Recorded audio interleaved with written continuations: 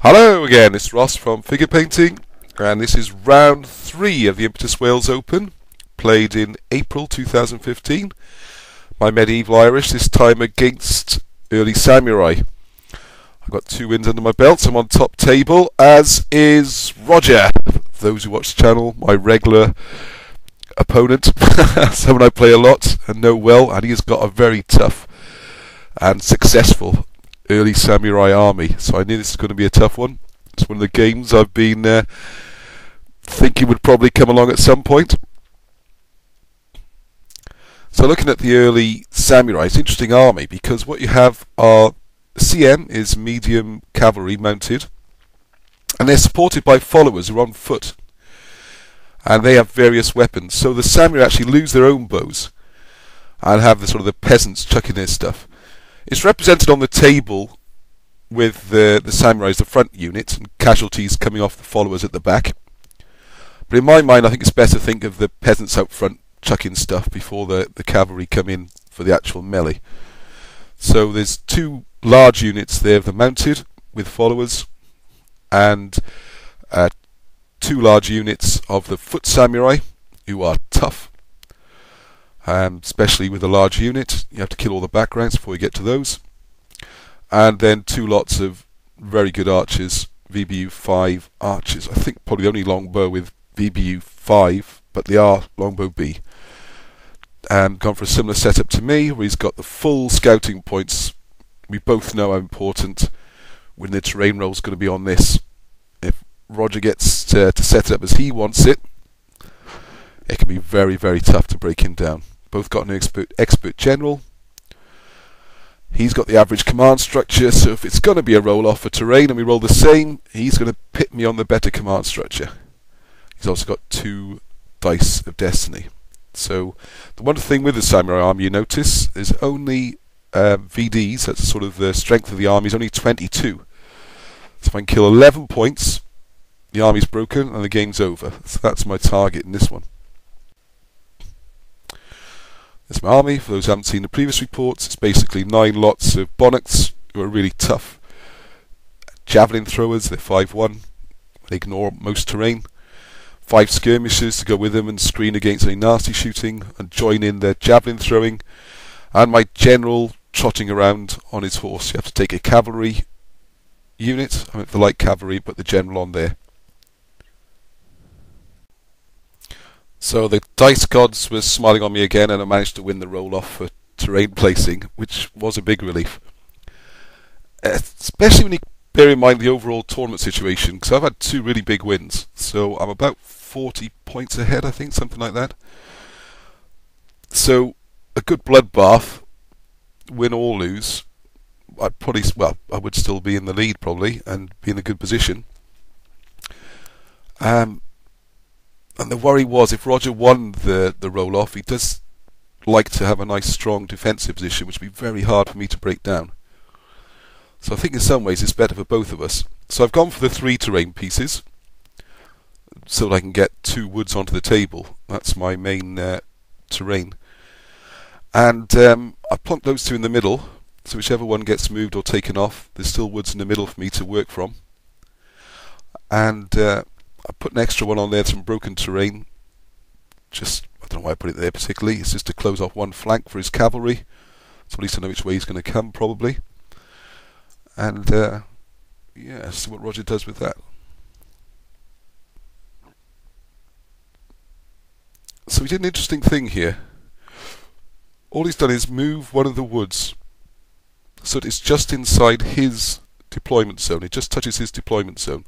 Now the way it works is if you win the scouting roll, as I did in this case, any terrain up to the halfway line, or it's slightly into my half, I can use for ambushing. But if that terrain piece crosses into his deployment zone, then that becomes his piece to use if he wishes. So he's put that there, so he's now got the opportunity to ambush as well, and use the cover to shoot against me or fight against me. It's an interesting decision. I know he talked to me afterwards about other ideas he had. And what I'm going to do this time, based on the feedback from the first couple of reports, or the last one in particular, is the what-if analysis at the end was more interesting. So I'm going to come back to this at the end, and also how the game might have gone. this certainly made for a very aggressive setup here. And we're going to be right in each other's faces from the beginning. This is going to be a great game. So I've set up my army, as you can see there. There's 2 ambushing in the wood as well. I think, looks like just about everything's on. Not sure if I've kept my other 3 back. No, 3 more to come on, including my general, of course. And I've angled them so that I can... The aim is to get through the woods to hit him, and I'm assuming he's going to come over that flank, which is the only way his cavalry can go, really, and try and engage into a flank attack, or just be as aggressive as possible, and see how we go from there. Here's the overall table with my army now deployed. You see the general at the back.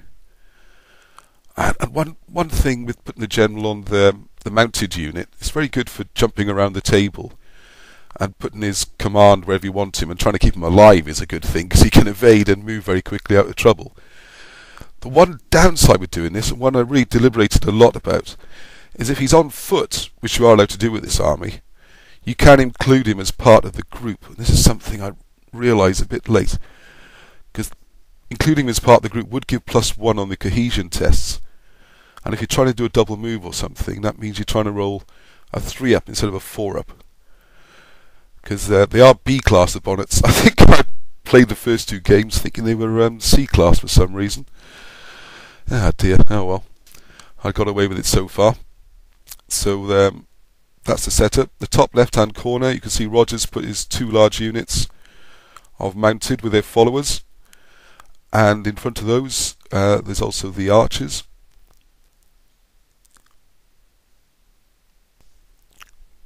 Okay, so turn 1, and Roger's gone first, and he's immediately brought out his ambush.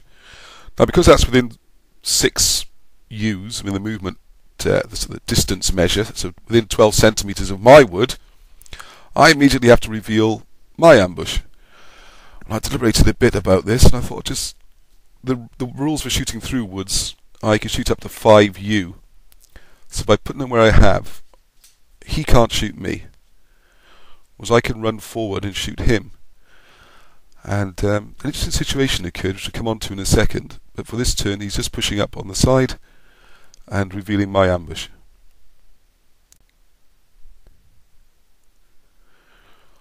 So I push my guys up as quickly as possible. And it's looking like... not having played Roger a lot, I was wondering if he's going to try and defend in that corner and then counter-attack me, which might have been a good strategy. And I really want to make sure that whatever happens, we get plenty of casualties on both sides, so I get at least a decent enough score to keep my overall position. And obviously I like to win the game if possible rather than get a draw. Never like draws. Right, on to my first turn. I've decided my best chance here, I know how strong that cavalry stuff is on the far left, and if they get into me with those longbows shooting and those really tough units coming through for charging in the open, is going to be tough. So I've decided to go as fast as I can to get stuck right into Roger as quickly as I can here. So I've double moved the whole block as a group and taken the gamble on the dice throw, and this is where it does bite you a little bit with a mounted general, because he can't be part of that group. You have to be able to form a group to add your leadership. So I'm rolling to get 4, 5 or 6 to avoid being disordered after my double move. And, no. Failed the roll. All those red markers represent disordered units. Boom, boom, boom, boom, boom, boom, boom. It's like 8 units. And because I'd made a mistake with the general, I'd included him as well. I don't know if I included the bonus or not. I shouldn't have done, and failed anyway. And the outcome is my general's disordered as well. We didn't have to be. This was the gamble of moving twice. Also a group move. You don't get to shoot either. It was just to make sure we're right in there and trying to get these units in the wood either out there or engaged or preferably wiped out before I have to take on his main force, which is coming around the left hand side.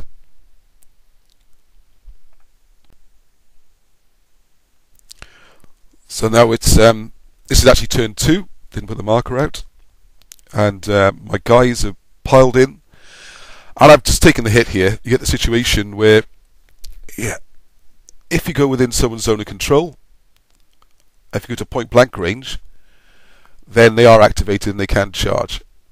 So I've just taken, or I can shoot back, whichever one it is they wish to do. And I've just gone for it anyway. I mean, I've got to get the hits, get them disordered, and just start knocking them down as fast as I can, because they are badly outnumbered and really stuck where they are. But the advantage I've got is that I get so many rounds of shooting in on them. The difficulty, of course, is large units take a lot of killing. The guy at the top there, being disordered, he's just getting shot with as many hits as I can get on him. And those two units are really starting to suffer now. So, of course,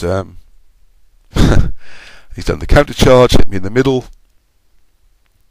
I was hoping that would just lose that melee and get out of there and drop back. But I seem to got stuck, which meant all my other guys can't shoot, so I have to reactivate the melee with the other guys. I'm just trying to get the hits up. It's going very well on the guy in the top right, and all that shooting did pay off, and you can see that he's now down to, they're no longer large units. Completely destroyed the back ranks of both of them. So he's a bit stuck. What can he do? So he's Simon out charged in the centre, try and kill something. I don't know, maybe he could have backed off and let the cavalry come round, thinking about it. The guys at the top are sitting ducks, disorder, getting shot. He's got some damage on me. You can see the red dice appearing. Oh, just to explain the yellow markers, when you've got a light army, whether it be light cavalry like the Midians, one of my favourites, or a light infantry army like this, it can get very confusing. Every time you move on top of a unit, you displace it back, but that unit can still be activated later. It's very easy to lose track of what's moved and what hasn't. So all I do is pop on a yellow marker each one as it's been activated, so I can see, make sure I do them all, and then next turn start taking them all back off again. It really does help.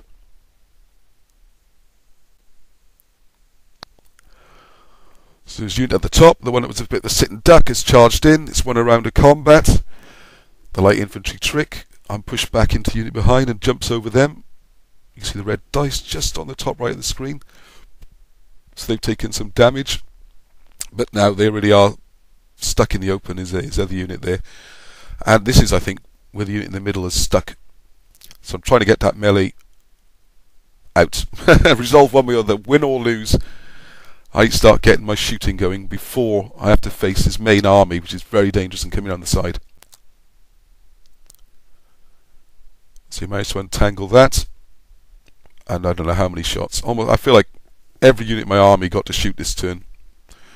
And I know Roger didn't have much luck with his cohesion test and rolled quite a few sixes, which speeded things up a bit.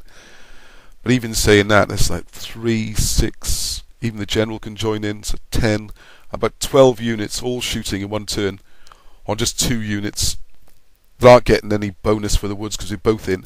Oh, that was the interesting point I meant to mention. We had the situation where, I'd have to go back a couple of slides, but at the beginning I'm in the right hand wood of the two and Roger's in the other wood, and the question was whether or not you get cover, because the way the rules work, if you shoot into a wood, the unit that's in the wood gets -2 off the number of dice rolled. It counts as being in cover. But if you're both in the wood and you get to point blank range within 5, then cover doesn't apply anymore. So the question was, as my guys are in the right hand piece of terrain and his are in the left, does he get the cover or not? Because they are touching. I mean, one way of looking at it, which I was trying to push for, was that it's actually one big wood. You know, the two are joined together, they're touching. We're both in woods. But I agree with Roger that it is 2 separate woods. So he was getting covers on the first lot of attacks, which was helping him a little bit. But I did seem to get hits anyway. So it didn't help as much as it could. The guys on the left, well, the ones in the middle of the screen that are getting a real pummeling, they were getting a cover save each turn. So I was losing 2 dice. But these bonnets are tough, you know. You run them up to point blank range. They're 5 dice, there's no penalty for the move. +2 for the range makes 7. Take 2 off for the cover, 5. So with 5 dice, a good chance of rolling 1 6 or a double 5. So the cover wasn't really going to work by itself. Yep, amazingly, all that has just happened in the first 2 turns. We're just on to turn 3. And the game is merely moving along, as you say. So Roger's won the initiative in turn 3. He's moving up the archers, as you can see, and they're going to start shooting me and doing some damage. The guys I'm leaving out there is Forlorn Hope. Well, they're covering my left flank, is the idea, but they are very exposed out in the open there. And here come the cavalry. And they do have various weapons, don't forget. So with his cavalry being 6, even though various weapons only gives you a +1 or a +0, it's still 6. So they're a tough shooting unit. But you'll notice in the middle on the screen there, I think it's already happened, that his first large unit, the one nearest to me, is gone. And the one behind it's almost gone. And so morale-wise, this was starting to have an effect on the way he's going to play the game. But it's by no means over. I mean, that's a good dump of points there, but the real tough stuff is now coming into action. Turn 4. So that was both our turns on that last slide. So that would explain where the samurai unit went. All my shooting got rid of that one and more or less got rid of the other one. Oh yeah, now Roger's made his turn and the game has really taken off. As you can see, the cavalry have come steaming in and have just wiped out units. They've just come barreling through. I haven't done a thing to him. I'm not touching at all. So, the situation I've got now, those 2 units that were destroyed earlier were 3 for the samurai and 1 for the followers. They're 4 points each. So that's 8 points. The samurai break on 11. So I need 3 more points. So it's a real tough decision what to go for. Go for the long run up and try and kill the archers, but I can only get a couple of units up there. And my guys at the top are not. Have taken a few hits themselves. They're a bit beaten up. I could try and shoot as much as I can onto one unit of one of the large units he has in the middle of the table there. The trouble is I have to take off the back rank first, the followers, and they're only worth 1 point. So even if I kill both the follower units, it's still only 10 points. And I'm really starting to get a bit worried now, because they could start whacking through and taking off my units very quickly. And if I stay there and wheel to shoot, they're going to get charged. They're going to be in a melee and they could die. If I run away into the woods, we're running around chasing each other. I've got the 2 guys at the bottom who can get their shots in to try and land some shots. So, the way the turn went, I wish I'd taken more photos at this point, so apologies for that. I've wheeled round the top guys, shoot into the large unit, the top large unit. Nothing. Miss. Next unit wheels round. Miss. Third unit comes round, double move, takes a long range shot. Miss. Skirmishes in the middle. Wheel, oblique across, point blank range. It's +3 dice because they count as cavalry. 5 dice. Miss. The guys in the middle turn round. The guys in the bottom come up. I think I might have got a disorder, and that was about it. I just could not kill anything. The dice that have been so good all day had just turned their back on me terribly. And suddenly, this game is up for grabs, because my units are now spread out trying to get in as many shots as possible. His cavalry are rampaging. It's suddenly become a nail-biter. What I thought was a safe game 2 turns ago when the units in the wood were destroyed is now right up there. Here's a close-up to get a nice view of the samurai. Good fun to paint samurai. And you can see my unit is all lined up in a long sort of conveyor belt on the right, heading towards the wood. So they've all got a wheel to get the shot in. I'm also a little bit concerned my general's in the middle of that lot. It's quite difficult for him to get out while avoiding the woods and becoming disordered from that. I also don't want him charged and killed. That would be a disaster and could end the game. So as I said, I've wheeled round. The 2 guys in the woods, they've wheeled, moved, shot, wheeled, moved, shot. Skirmishes, wheel, move, shot. Everything's wheeling and shooting.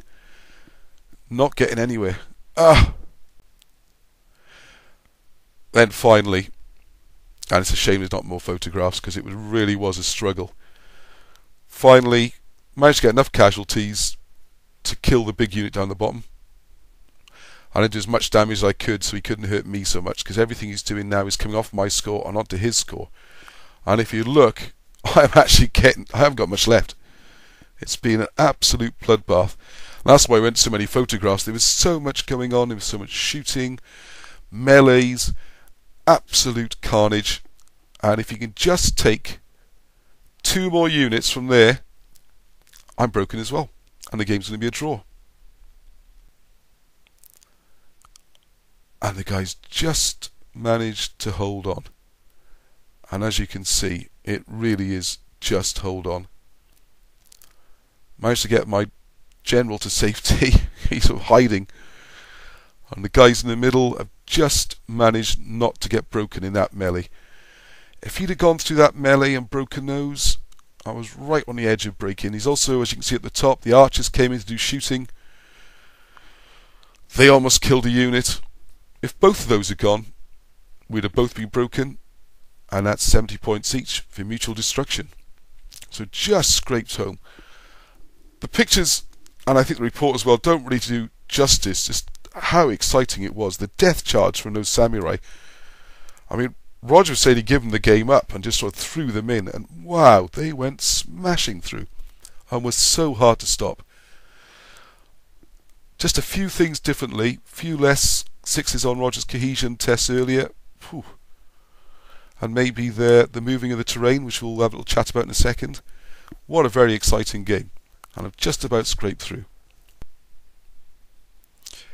Yeah, so a little additional comment I thought I really had to add in at this point was the other factor in this game as well, which, as much as I missed with my javelins for that little spell, the cohesion tests. I mean, Roger rolled a load of 6s. I mean, with samurai, you know, they're starting on 6. They ordered 5, hit 4, so they lose 2 instead of 1. It's not disastrous, but it is demoralising, and it means extra hits all the time, speeding things up. And on the flip side, I just kept rolling 2s on cohesion tests. I was just losing 1 every turn, and it was just ridiculous. I think I was getting embarrassed, you know. I was using different dice and throwing them different hands and up in the air, all sorts, but it kept coming up 2 whatever I did. So I was getting away with a lot there. And you'll even notice that right at the bottom, my general has just had a long range shot at him from those archers. And again, I mean, he could have died just from the shooting. And longbows are very good at hitting horses. And I got away with it again. Another low cohesion test, I think it was, and the same in the middle with the shooting there. So yeah, this could easily have gone south. So the final score came out as following. Again, another 94 points, which has been a nice lead for the last game. And Roger's not completely out of it either with 36 points. So he's still about 3rd in the tournament, I seem to remember. And still, if my game on the top table doesn't score many points either way, he can still sneak in and win the tournament. So the aggressive approach and fair play. I mean, he came charging at me as well from turn 1, and we just ripped into each other, and it was a great game and very enjoyable. Okay, so back to the start of the game. This is where I placed the 3 terrain pieces. These are the templates that Roger cut out. He also came with 2 larger template and very practically found a scissors, or had a scissors with him, and cut them to the new size. So thank you for letting me use those, Roger, and well done. This is the setup I went for. My aim is to have a wood in the middle, just far enough from his deployment zone that he can't reveal my ambush, and near enough that I can get straight in and apply pressure, or run into a flank if he tries to come round me. So have a think about the various options and what you might do here. The options are: you can move one of the terrain pieces, that's a broken ground, the top right hand corner, or one of the woods, or you can actually remove one completely from play.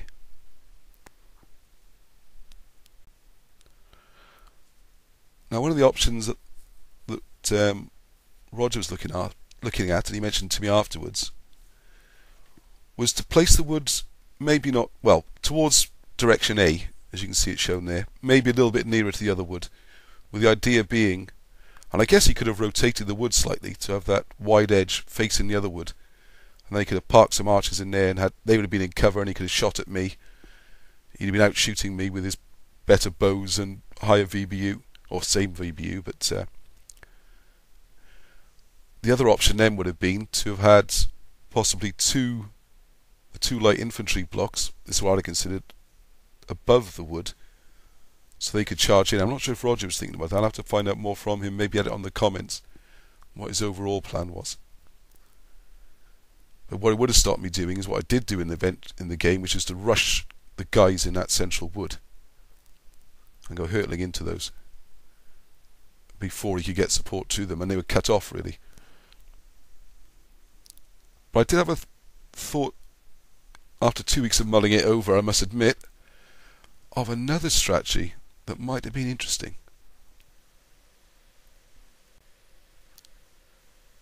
And that would be just remove one of the woods completely. You've got a very wide open flank, broken ground's out of play, and I've got a difficult decision then, because defender, which is me in this case, deploys first. Now if I go for the ambush, I'm going to leave a maximum of 2 units very exposed there, very isolated.